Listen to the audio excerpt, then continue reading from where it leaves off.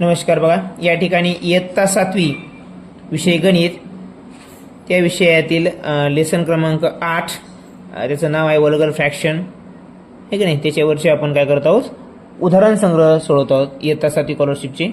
त्यामध्ये त्याचं नाव आहे वल्गर फ्रॅक्शन. तर आपण उदाहरण संग्रह सोडवण्याच्या अगोदर छोटीशी ओळख ह्या वल्गर फ्रॅक्शनची घेऊया आणि आपण उदाहरणाकडे वळूया नेहमीप्रमाणे.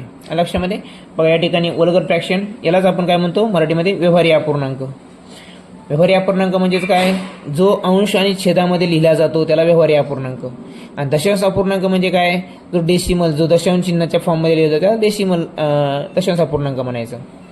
हा यामधला फरक आहे. आणि या वल्गर फ्रॅक्शनमध्ये धन किंवा ऋण पूर्णांक असू शकतात. लक्षामध्ये पण ते पूर्णांकच असणार. आणि याचा छेद कधी कधी 10च्या पटीमध्ये असतो या वल्गर फ्रॅक्शनचा. त्याला म्हणायचं व्यवहारी अपूर्णांक. जे अंश आणि छेदाच्या रूपामध्ये दाखवले जातात त्याला व्यवहारी अपूर्णांक असो. याचे 3 प्रकार पडतात मित्रांनो. बघा, प्रॉपर फ्रॅक्शन त्यालाच आपण छेदाधिक अपूर्णांक म्हणतो. त्याच्यामध्ये छेद मोठा असतो, अंश लहान असतो. 1/2, 3/5, 7/8 यामध्ये अंश जो आहे तो छेदापेक्षा लहान आहे. छेदापेक्षा लहान आहे म्हणजेच काय, याला म्हणायचं प्रॉपर फ्रॅक्शन, की नाही, शुद्ध अपूर्णांक. यालाच काय म्हणतात, दुसरा एक शब्द आहे. कधी कधी परीक्षेमध्ये शब्द वापरल्यामुळं, वेगळा वापरल्यामुळं बी काय लिहायचं हे कळत नाही. शुद्ध याला शुद्ध अपूर्णांक असे म्हणतात. आलं लक्षामध्ये. ज्याचा छेद मोठा अंश लहान त्याला शुद्ध अपूर्णांक किंवा छेदाधिक अपूर्णांक. आता हे इम्प्रॉपर फ्रॅक्शन. आता इम्प्रॉपर फ्रॅक्शन काय आहे, अंशाधिक अपूर्णांक, ज्याच्यामध्ये अंश मोठा असतो, छेद लहान असतो. आणि हे जे छेदाधिक अपूर्णांक आहे याचं उत्तर कधीही मित्रांनो जर काढलं आपण तर 0 चिन्हाच्या नंतर येतं. आलं लक्षामध्ये. 0पेक्षा म्हणजे एकापेक्षा लहान उत्तर येतं याचं प्रॉपर फ्रॅक्शनचं. आणि इम्प्रॉपर फ्रॅक्शनचं उत्तर कधी नेहमी हे एकापेक्षा मोठंच असतं. आलं लक्षामध्ये.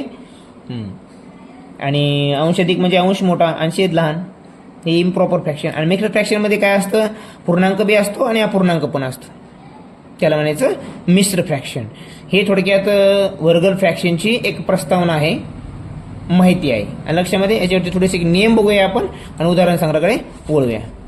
चला बघा, पहिला नियम तर भरपूर सारे मित्रांनो की पावली याच्यामध्ये नियम इतके आहेत की आपल्याला कोणता नियम धरावा आणि कोणता अपवाद धरावा हे सुद्धा कळत नाही. त्यामुळे तुम्हाला एक सोपी ट्रिक सांगितलेली आहे.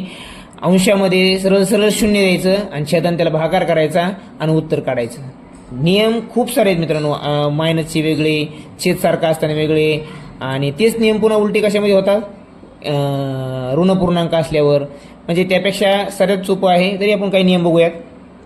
छेद सारखा असेल तर ज्यांचा अंश मोठा तो अपूर्णांक मोठा असतो. बघा, छेद जर सारखा असेल, त्या सर्वांचा छेद सारखा आहे, ते जेव्हा छेद सारखा असतो तेव्हा ज्यांचा अंश मोठा तो मोठा असतो. बघा, अंश मोठा 5/7 याच्यामध्ये सर्वात मोठा आहे अंश, म्हणून तो अपूर्णांकच मोठा आहे. मग लहान कोणता असेल त्याच्या उलटा, ज्याचा अंश आणि छेद, ज्याचा अंश लहान तो लहान. लक्षामध्ये. म्हणजे एकाच नियमावर 2 नियम तयार होतात.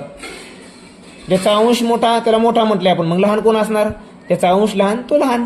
प्रत्येक नियमाचा असायचं मित्रांनो. बघा, दुसरा प्रश्न नियम बघा. आता अंश सारखा असेल, आता इथं छेद सारखा होता, इथं अंश सारखा आहे. आता अंश सारखा असेल, इथं काय होईल, त्याच्या उलट होईल.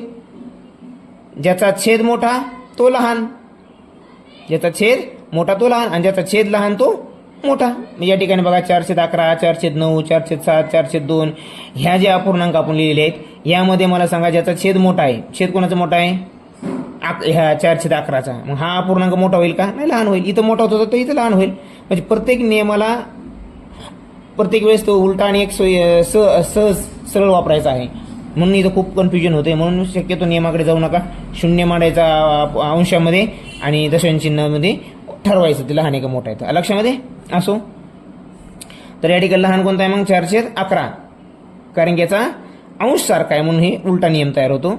म्हणून ज्याचा छेद लहान तो, ज्याचा छेद मोठा तो लहान आणि ज्याचा छेद लहान तो मोठा, अंश समान असताना. आता बघा, तिसरा नियम काय सांगतो, 1चा फरक असताना. फरक 1चा आहे पण अंश छेदापेक्षा 1ने कमी असेल, म्हणजे अंश कमी पाहिजे. 1 कमी म्हणजेच काय, 1चा फरक असला पाहिजे आणि अंश कमी पाहिजे, छेद मोठा पाहिजे. म्हणजे छेदाधिक अपूर्णांकामध्ये थोडक्यात सांगायचं म्हणजे बघा, 7/8 याच्यामध्ये छेद मोठा आहे, अंश लहान आहे, पण या सर्वांमध्ये फरक कितीचा आहे मित्रांनो, सर्वांमध्ये फरक आहे 1चा. जेव्हा फरक 1चा असेल आणि अंश लहान असेल त्यावेळेस ज्याचा जो अपूर्णांक मोठा आहे म्हणजे अंश आणि छेद मोठा आहे तो अपूर्णांक मोठाच असतो आणि ज्याचा अंश आणि छेद लहान आहे तो अपूर्णांक लहानच असतो, फरक एकचा असताना. लक्षामध्ये तर या ठिकाणी 7/8 हे मोठे आहेत, फरक एकचा आहे म्हणून तो मोठा आहे. लहान कोणी मग हे 5/6. आता पुढचा प्रश्न नियम बघा, एक मोजकेच नियम घेत आहोत कारण की सगळे नियम घेतले तर खूप किचकट आणि अवघड होऊन बसणार आहे. ते छेदाधिक अपूर्णांकात जेवढे अंतर जास्त तेवढा अपूर्णांक लहान. बघा आता हे ट्रिक कधी वापरायची, ज्यावेळेस खूप सारे अपूर्णांक दिलेत आणि ते प्रत्येक अपूर्णांकात छेद वेगळा आहे आणि अंश वेगळा आहे, त्याच्यामध्ये फरक बी वेगळा आहे, समान काहीच नाही, त्यावेळेस काय करायचं, त्यांचा डिफरन्स घ्यायचा मित्रांनो, त्यांचा फरक घ्यायचा. आता बघा इथं काय 9/13 याच्यामध्ये फरक कितीचा 4चा, इथं 17/26 फरक 9चा, बरोबर. इथं 33/52 फरक 19चा. मग यामध्ये फरक बघायचे, फरक किती 4चा 9चा 19चा. जेवढा फरक जास्त तेवढा तो लहान. मग सर्वात जास्त फरक कोणामध्ये जास्त आहे, 33/52 मध्ये फरक जास्त आहे.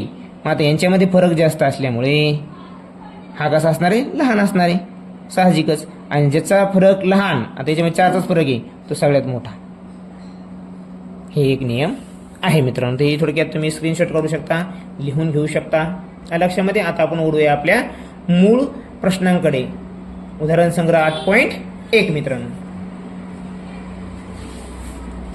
बघा. 8.1 मधला पहिला प्रश्न आहे, आपल्या स्क्रीनवर दिसतोय तुम्हाला समोर. काय तो पहिला प्रश्न, if 24 is added to 4/7 of 3/4 of a number. आता नंबर माहिती आहे मित्रांनो आपल्याला, अ नंबर माहिती आहे का,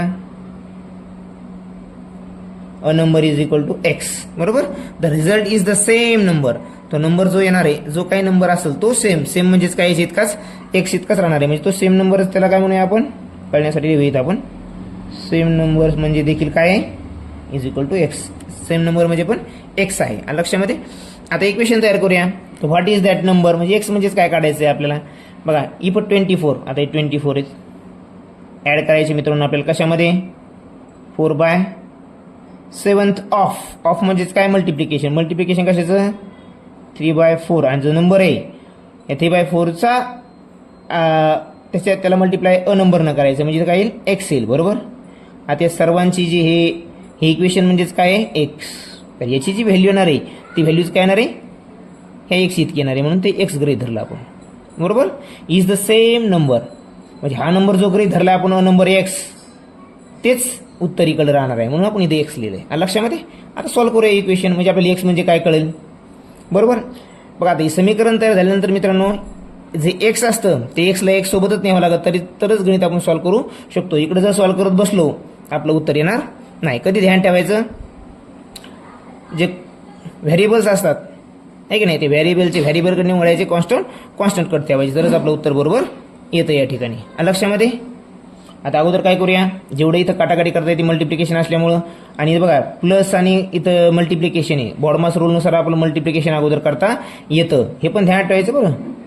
प्लस मायनस बॉडमास खूप महत्त्वाचा आहे. 4 कटले, राहिले किती मित्रांनो मला सांगा, 24 अधिक 3/7 आणि हे एक्स बरोबर एक्स. आता इथं काय होईल मित्रांनो, छेद वगैरे समान करत बसायचं नाही, 24ला ॲज इट इज. आता हे जे आहेत मित्रांनो, हे इकडं जर गेल्यानंतर काय होईल, ते एक्स मायनस, हे प्लस येतं मायनस होईल, मग काय लिहिलं 3x - 7. आता यांचं छेद समान करूया, 7 आला. आता एक्सच्या ठिकाणी काय नाही म्हणजेच 1 आहे, बरोबर. 1ला जर 7 करायचं किती मल्टिप्लिकेशन करावं लागेल, 7नं. मग इथं 7नं तर वर पण 7नं, मग 7x - 3x आपली जी 24ला आहे ते 24. आता बघा 7 3 गेले 4x भागिले 7 बरोबर 24. आता इथं काहीच करायचं नाही मित्रांनो, डायरेक्ट गुणाकार करूया आपण. आता हे इकडे गेल्यानंतर गुणाकारात जाणार आहे, मग 24 7 168 आणि इथं काय 4x. आता हे 4 इकडे घेत बसायची गरज नाही, इथंच काटाकाटी, एवढी स्टेप बाय स्टेप जायची गरज नाही. इतक्या फास्ट तुम्हाला जाते तितक्या फास्ट जायचं आहे आपल्याला. या ठिकाणी बघा तुम्ही इथंच 7 वजाची तुम्हाला माहिती आहे 7 आणि 3 उरले, मग 4च उरतात, 4x करता आली असते आपल्याला हे करताच लक्षामध्ये. पण आपल्याला समजण्यासाठी जावं लागेल स्टेप बाय स्टेप. 4 1 4, 4 चौक 16, 4 2 8, म्हणजे x बरोबर काय आलं मित्रांनो आपल्या या ठिकाणी 42. काय आलं 42. आणि आपल्याला x विचारलंय का, हां what is that same number, 42 आणि त्या 42 तुम्हाला 3/4 जरी विचारली तरी काढता येते. 4/5 7 काढायला सांगितली तरी काढता येते. त्याला मल्टिप्लाय करून काटाकाटी करायची, झालं. म्हणजे एक्स काढल्यानंतर आपल्याला काही जरी विचारलं तर आपण सांगू शकतो. पुढचा प्रश्न 8.1 मधला दुसरा प्रश्न. Which of the following fraction has a value between the fraction 5/7 and 11/14. आपल्याला काय करायचं मित्रांनो, 5/7 आणि 11/14च्या दरम्यान कोणता अपूर्णांक येतो ते काढायचं आहे. याच्या मित्रांनो 2 पद्धती आहेत. किती पद्धती आहेत? 2. बरोबर. काय करायचं आहे, यांचा छेद जरी समान नसला तर डायरेक्ट काय करायचं, अंशामध्ये मिळवायचा. 5 + 11 = 16 आणि 7 आणि 14 लिहू वाटलं सिद्ध. 7 + 14 = 21 म्हणजे 16/21 असा देखील डायरेक्ट आपल्याला त्याच्या दरम्यान येणारा अपूर्णांक आपण काढू शकतो. आणि दुसरी पद्धत काय आहे, यांचा छेद समान करायचा. छेद समान करून तो अपूर्णांक काढायचा, किंवा यांचा लसावी घ्यायचा, लसावी घेऊन छेद समान करायचा आणि मग त्या दरम्यानचा अपूर्णांक ठरवायचा. किंवा या दोन्हींची ॲडिशन. आता ॲडिशन कशी बघा तुम्हाला दाखवतो मी. 5/7 अधिक 11/14 यांची ॲडिशन करायची. ॲडिशन म्हणजेच काय, आता इथे काही मित्रांनो बघा दुसरी पद्धत आहे. उत्तर तर आपलं हे झालं 16/21 आहे की तर आहे 2 नंबरचं. आता बघा या ठिकाणी 14 14 येतील छेद समान करायचं म्हणल्यानंतर. आता या ठिकाणी 7ला पण 14 केले की नाही, मग 7ला 14 करण्यासाठी कितनं गुणलंय, 2 वर पण 2 गुणायचं. मग इथं काय मित्रांनो 10 अधिक 11 म्हणजेच काय उत्तर 21/14 म्हणजे 7 × 21 आणि 7 2 14. पण हे ऑप्शन आपल्याकडे आहे का, नाही. म्हणून या ठिकाणी उत्तर काय हे येईल. बरं, हे छेद समान करून याच्यामध्ये पुन्हा सॉरी याच्यामध्ये पुन्हा काय करायचं आपल्याला बघा, पुन्हा याला 2 न भागावं लागतं. काय करायचं पुन्हा, हे छेद समान केल्यानंतर 2 न भागावं लागतं. 2 न भागायचं म्हणजे काय, 1/2 न गुणायचं. इथे 1/2 गुणूया आपण, जे उत्तर येईल त्याला. तर 3 × 1 = 3 आणि 2 = 2 म्हणजे 3 × 1 = 3 3/4 हे देखील उत्तर आहे याचं. पण ऑप्शनमध्ये ते उत्तर आहे का, नाही. लक्षामध्ये दुसरी पद्धत कोणती आहे मित्रांनो, त्यांचा छेद समान करायचा म्हणजे त्यांची ॲडिशन करायचं. थोडक्यात ॲडिशन आले म्हणजे छेद समान करणं सगळं चालं आहे की नाही. यांची ॲडिशन केल्यानंतर त्याला 2 न भागायचं. 2 न भागायचं म्हणजेच काय मित्रांनो, त्याला 1/2 न मल्टिप्लाय करायचा. हे असं. आता इथं बघा तुम्हाला एक थोडक्यात सांगतो बघा. आता 5/7 अधिक 11/14 भागिले 2. आता यालाच काय लिहिता येईल मित्रांनो आपल्याला, 5/7 अधिक 11/14 आणि याला भागिले, याचा आपण इन्व्हर्स घेत असतो. हे असं केल्यानं आपल्याला मधला अपूर्णांक मिळतो. लक्षामध्ये एक्स्ट्रा स्टेप लिहिण्यात आली आपल्याकडून. हे आपलं उत्तर आहे. पुढचं घ्या आता. या ठिकाणी काय आहे, 3.1/10. उत्तर या ठिकाणी आपलं मित्रांनो 16/21 आहे.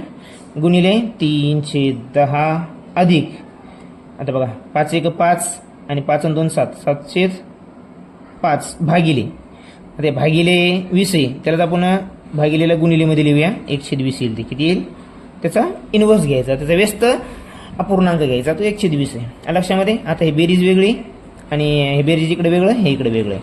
आणि यांचा गुणाकार करूया. 10 × 1 = 30 30 आणि 31 बरोबर 31/10 गुणिले 3/10 अधिक 7/5 गुणिले 1/20.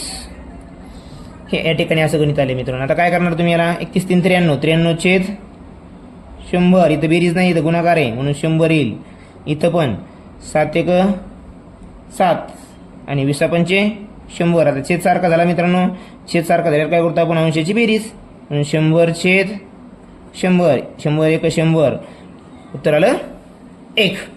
या ठिकाणी 1 किती नंबरला आहे, 2 नंबरला. हे आपलं उत्तर आहे. आणि लक्षामध्ये 3 नंबरचं गणित समजलं असेल असं आपण गृहीत धरूया. पुढच्या गणिताकडे जाऊया आपल्या, जे की 4थ्या नंबरचं गणित आहे आपल्या ह्या लेसनमधलं. आणि गणित आहे बघा, which of the following fractions has a value between the fraction 1/3 आणि 1/2. तोच प्रश्न आलाय परत, मधला अपूर्णांक वेगळ्या प्रकारचा विचारला आहे.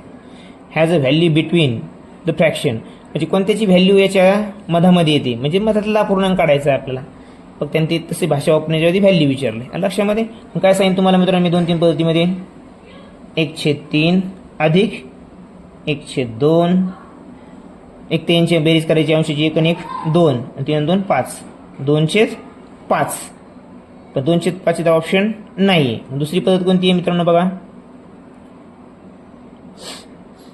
यांची ॲडिशन करायचं म्हणजे याला कितना डिवाइड करायचं 2 न. म्हणजेच काय करायचं तुम्हाला पुढे सांगतो बघा. मागच्या गणित बी सांगितलं 1/3 अधिक 1/2 गुणिले 1/2 याचा गुणाकार व्यस्त घेतला आपण या ठिकाणी. आता अगोदर काय करायचं बघा. आता या ठिकाणी गुणाकार घेतलाय मित्रांनो आपण बरोबर. मग काय होईल इथं अगोदर गुणाकार करावा लागेल नंतर हे आपल्याला बेरीज करावं लागेल.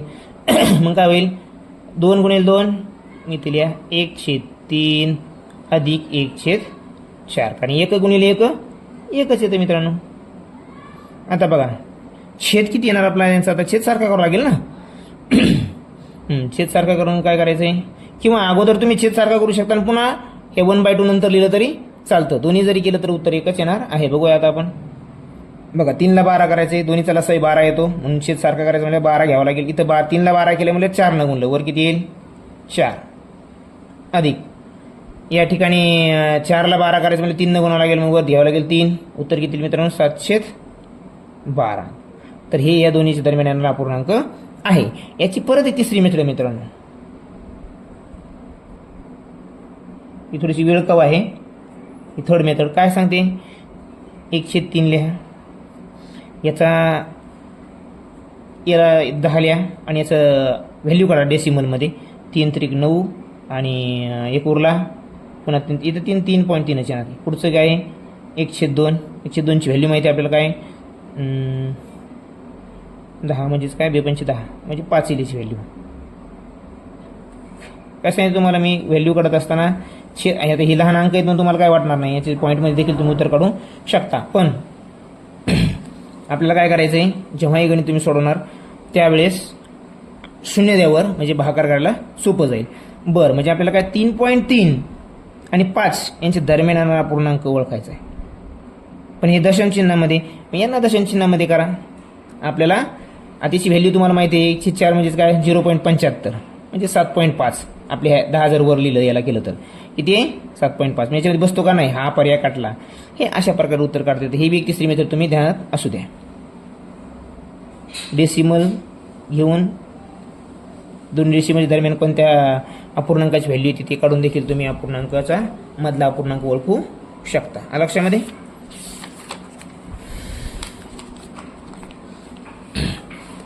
खूप महत्त्वाच्या मेथड आहेत मित्रांनो. ह्या गरजेच्या आहेत आपल्याला येणं.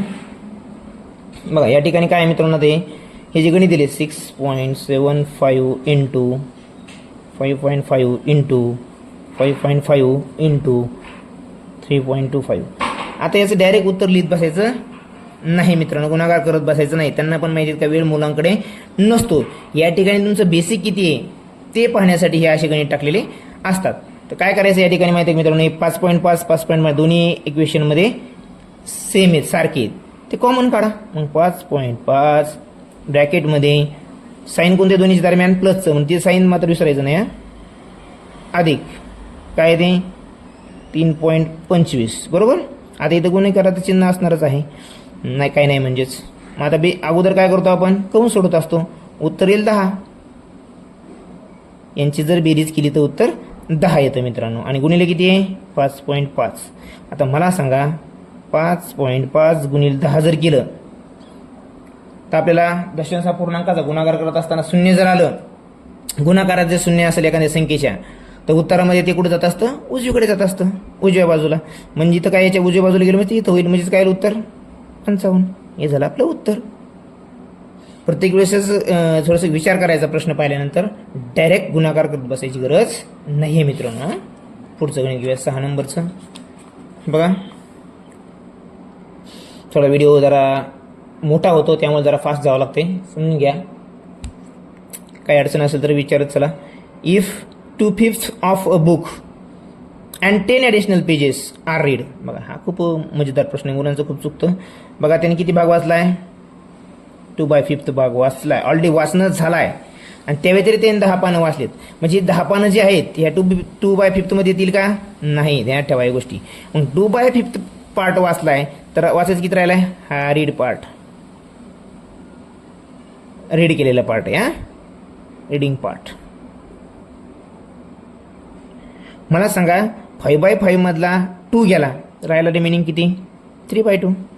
म्हणजे 3/5 सॉरी 3/5 काय मग 3/5 पार्ट टू बी रीड म्हणजेच काय?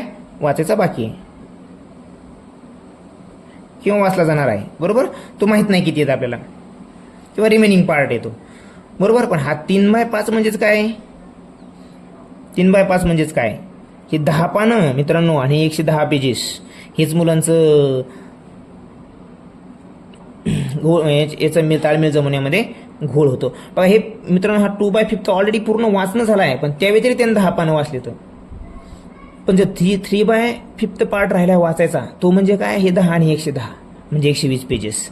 हे 3/5 कळालं म्हणजे आपल्याला पूर्ण पुस्तकाची पानं देखील कळतील. लिहा इथं मग बघा आता 3/5 पार्ट 3/5 एक्स लिहा किंवा काय पार्ट लिहा, काय लिहा इज इक्वल टू 120. 120 कोणते मित्रांनो? हे वाचायचं राहिलेले आणि ते एक्स्ट्रा वाचले त्यांनी एक्स्ट्रा, पण ते याच्यामध्ये गृहीत धरले का? याच्या व्यतिरिक्त ते शिल्लक राहिलेले याच्यामध्ये ते गृहीत धरता येत नाही, ते आपल्या याच्यामध्येच घ्यावे लागतील. मग काय करावं लागेल आता बघा, 120 गुणिले हे इकडे जाईल ना, तर काय होईल? ते 5 होतील. आपले इकडं कोणतं राहील? 3ला 3 राहतील, बरोबर. तर काय होईल ते बघा, या ठिकाणी 168 आले तर, बरोबर. मग 168 आपण या ठिकाणीच बघितलं मित्रांनो. 24 7ला गुणल्यावर 168 येतात. मग या 7ला कितनं गुणावं लागेल? 24. वर पण कितनं गुणावं लागेल?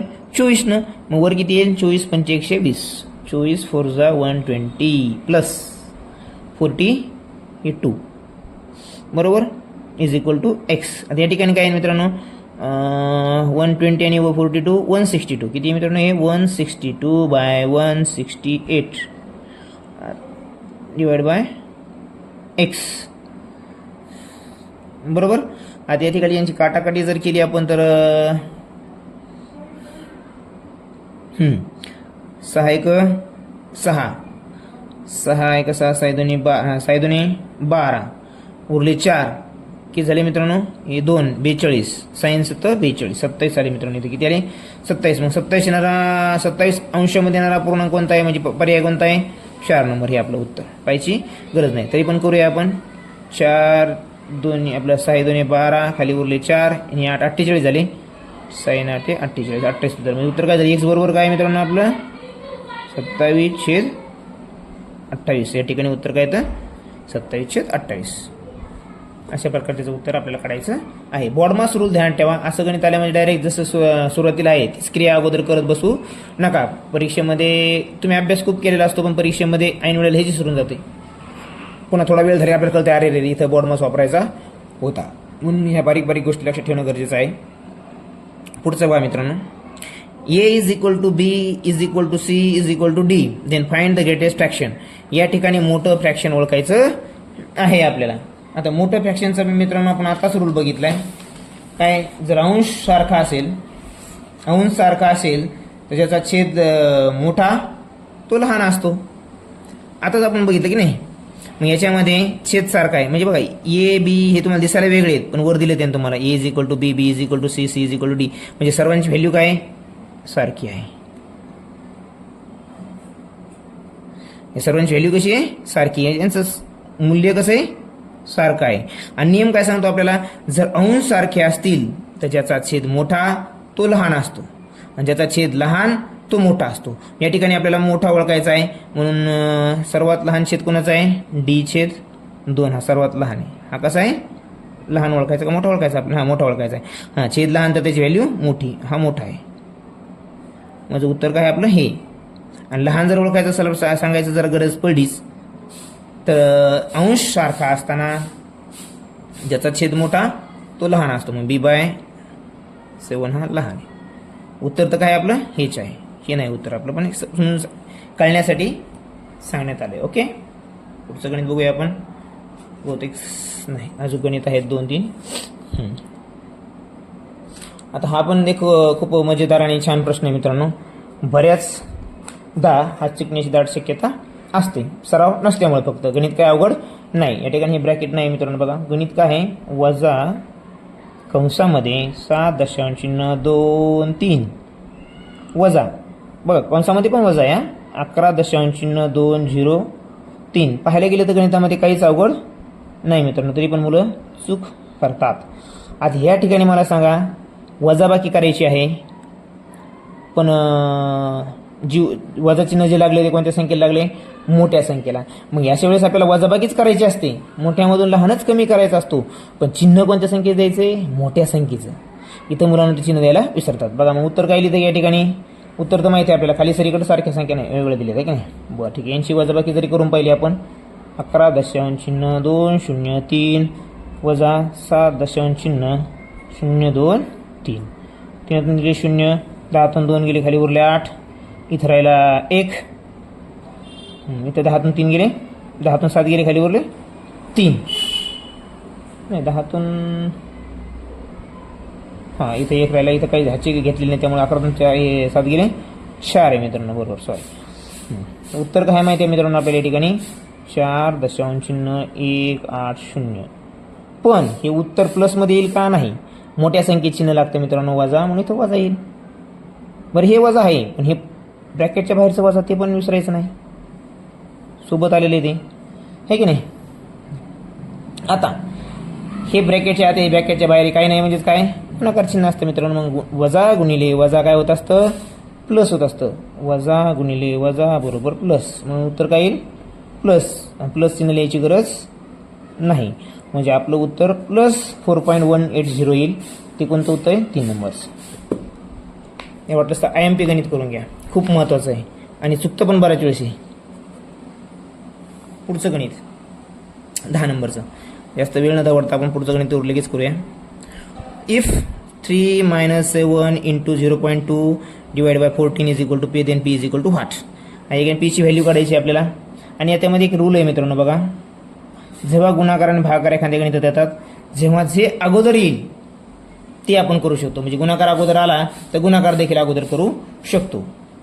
लक्षामध्ये आता 3 मायनस या ठिकाणी गुणाकार अगोदर आपण गुणाकार करूया. 7 2 14 म्हणजेच काय 1.04 भागिले 14. आता काय होईल मित्रांनो बघा, आता मात्र आपल्याला वजाबाकी अगोदर करता येणार नाही, आपण भागाकारच करावा लागणार आहे. मग 3 वजा वाटलंच तर इकडे लिहा आता 1.04 भागिले 14. काय येईल मित्रांनो याचं उत्तर, याला जर आपण दशांश काढायचं ठरलं काय येईल उत्तर 1/10. काय येणार आहे 1/10. मग इथं काय येईल मित्रांनो 1/10 आलं. हां मग इथं छेद, आता इथं वजाबाकी चिन्ह, इथं गुणाकार वगैरे काय करता येणार नाही. जेव्हा असं बेरीज असेल किंवा वजाबाकी असेल अपूर्णांकांची तेव्हा छेद सारखं करावं लागतो. मग छेद सारखं करा 10. इथं काय मित्रांनो याला याच्या ठिकाणी काहीच नाही म्हणजे 1 आहे बरोबर. मग याला जर आपल्याला 10 करायचं म्हणजे 10 न गुणावं लागेल. इथं 10 न गुणलंय म्हणजे इथं पण 10 न, म्हणून इथं काय येईल छेद 10लाच. मग 10 तरी 30 वजा 1 बरोबर 29/10 मित्रांनो. किती 29/10. आता मला सांगा छेदामध्ये 1 0 असेल, आपल्याला जर याचं 29 हे उत्तर पण बरोबर आहे मित्रांनो. हे काही वाईट उत्तर बरोबर चुकीचं असलं नाही, पण त्या ठिकाणी पर्याय नाही. मग हे उत्तर कशामध्ये दिले दशांश अपूर्णांकात दिले. मग याला दशांश अपूर्णांकात रूपांतर करा. 1 0 जर असेल तर डावीकडं दशांश चिन्ह सरकतं, म्हणून काय होईल ते 2.9 हे आपले उत्तर या ठिकाणी. आशा करूया तुम्हाला हे देखील समजलं असावं. आणि तुम्ही अगोदर भागाकार जरी केला तर ह्या गणितामध्ये तरी उत्तर बरोबर येतं. पण एक बॉडमाचा रूल असा पण आहे, गुणाकार आणि भागाकार जर गणितामध्ये असतील जे अगोदर येतं ते अगोदर केलं तरी उत्तर बरोबर येतं. पुढचे 2 गणित राहिलेत. उदाहरण सगळं मोठा आहे 8.1. हा पण 8.1 मधलेच गणित आहेत. बघा या ठिकाणी काय आता 135 गुणिले 122. आता ह्या ठिकाणी तर काहीच करायची गरज नाही मित्रांनो, ऑलरेडी सर्व दिले तुम्हाला बरोबर. त्यांनी विचारलंय का आपल्याला बघा 0.1647 भागिले 0.122 बरोबर. याचं उत्तर तुम्हाला काय ते विचारलंय. त्याचं उत्तर तर ऑलरेडी आपल्याकडे आहे. कोणतं 122 दिलं आहे, हां 135 दिलं आहे. काय दिलं आहे 135 याचं उत्तर असणार आहे. पण दशांश चिन्ह कुठे येतं हे महत्वाचं आहे. तर मला सांगा खाली किती दशस्थळ आहेत मित्रांनो? 3. वर किती येतं? 5. किती दशांश स्थळ अंशामध्ये किती जास्त येतं? 2 जास्त आहे. मग दशांश चिन्ह कुणीकडे सरकल? डावीकडे सरकतं. कुणीकडे सरकतं? डावीकडं. अंशामध्ये जेवढे स्थळ जास्त, उत्तरामध्ये तेवढेच दशांश चिन्ह डावीकडे सरकेल. लक्षामध्ये म्हणजे उत्तर काय मित्रांनो त्याचं? मग 1.35 हे आपल्या ठिकाणी उत्तर आहे. पुढचा प्रश्न आपला हा जरासा काळजीपूर्वक करण्याचा प्रश्न आहे. या ठिकाणी मित्रांनो वरून सोडवत यायचं नाही. उत्तर कधीच बरोबर येणार नाही. याला खालून सोडवत जायचं. काय करत जायचंय? खालून सोडवत जायचं. खालून सोडवत जायचं म्हणजे काय करायचं मला सांगा? 4 1 4, 4 चौक आपण काय करतो? छेद सारखा करतो की नाही? इथं पण तेच करायचं मित्रांनो. म्हणजेच काय करायचं? छेद सारखं करायचं म्हणजे डायरेक्ट याला गुणायचं. 4 चौक 16 बरोबर. मग खाली काय येईल? डायरेक्ट मी खालची स्टेप लिहितो मित्रांनो. अगोदर काय येईल? 16 आणि हे 1 17 काय येईल मित्रांनो? 17 बरोबर. 17 आणि छेद किती आहे? 4 आहे. तर कळण्यासाठी लिहायला गेलं तुम्हाला बघूया कळतंय का बघा. 17/4 आलं. याचं जे उत्तर आहे याचा खालचा जो छेद आहे तो किती आला? 17/4. म्हणजे गणित काय होईल मित्रांनो बघा? 1 छेद ही दुसरी स्टेप आहे मित्रांनो. इथं काय होईल आता बघा? 4 अधिक 1 छेद. आता 1 छेदच्या नंतर इथं 1/4 येईल का? इथं काय येईल मित्रांनो आता? छेद 17/4. आता हे 17/4 लिहिण्याऐवजी मित्रांनो हे 4 जे आहेत आपण त्याला इथं वर लिहू शकतो. कुठे लिहू शकतो? इथं. आता जे छेदामध्ये असेल त्याला जर बदलायचं असेल आता तर आपण डायरेक्ट त्याला कुठे घालतो? वर नेऊन घालतो. म्हणजे इथं किती येईल? 4 येईल. बघा समजतंय का? आता कट करून टाकूया. छेदामध्ये 4 येते इथं वर. इथं डायरेक्ट का जाणार नाही? कारण अगोदर छेद हा आहे म्हणून छेदातलं अंशामध्ये घालता येतं. छेदाचा छेद असेल तर तो अंशामध्ये नेता येतो. आपण इथं एक दुसरं उदाहरण समजून घेऊया. अगोदर इथं 4 लिहूया. डायरेक्ट 4 करायचे. आता मला सांगा परत याचं आता हे राहिलं. याचं छेद किती आहे? 17. याचं छेद आपल्याला सारखा करायचं. 17 चौक 68. 68 आणि 4 किती मित्रांनो? 72. तर मी पुढं काय येईल मित्रांनो? 1/72 तुम्हाला कळाले बरोबर. आता हे छेदातले जे छेद आहे तो कुठं जाईल? पुन्हा वर जाईल. 17 लिहा. 17/72 उत्तर आहे. आता तुम्हाला ते कसं झालं ते सांगतो आता परत साध्या उदाहरणाद्वारे. हे उत्तर तर आपलं कळालं 17/72. पुढे 17/72 आहे का नाही ना? 72/17 थांबा पर्याय लिहिण्यामध्ये चुकले वाटते मित्रांनो. बघू आपण एक मिनिट. या ठिकाणी 17/72 आहे मित्रांनो. पर्याय क्रमांक 2 उत्तर बरोबर आहे आपला. आता कसं आहे बघा इथे मी जर असं लिहिलं 3/6 हे मोठा छेद आहे आणि याचा छेद 2. तर ह्यालाच आपल्याला कसं म्हणता येईल मित्रांनो? 3/6. आता हा जे छेद आहे डायरेक्ट इथं लिहू शकतो आपण 2 बरोबर. असं आपण ते करत जायचं आहे. लक्षामध्ये आशा करतो की तुम्हाला हे देखील समजलं असावं. परत एक उदाहरण जर घ्यायचं असेल तर बघा या ठिकाणी आपण परत घेऊया एक. बघा इथे समजा आहे तर रेश मारूया आपण थोडं समजण्यासाठी. बारीक होईल जरा ती. बघा 2/3 त्याचा छेद 5 हा मोठा छेद आहे बरोबर. तर काय होईल ते मित्रांनो? 2. आता हा जे छेद आहे छेद हा परत अंशामध्ये जाईल.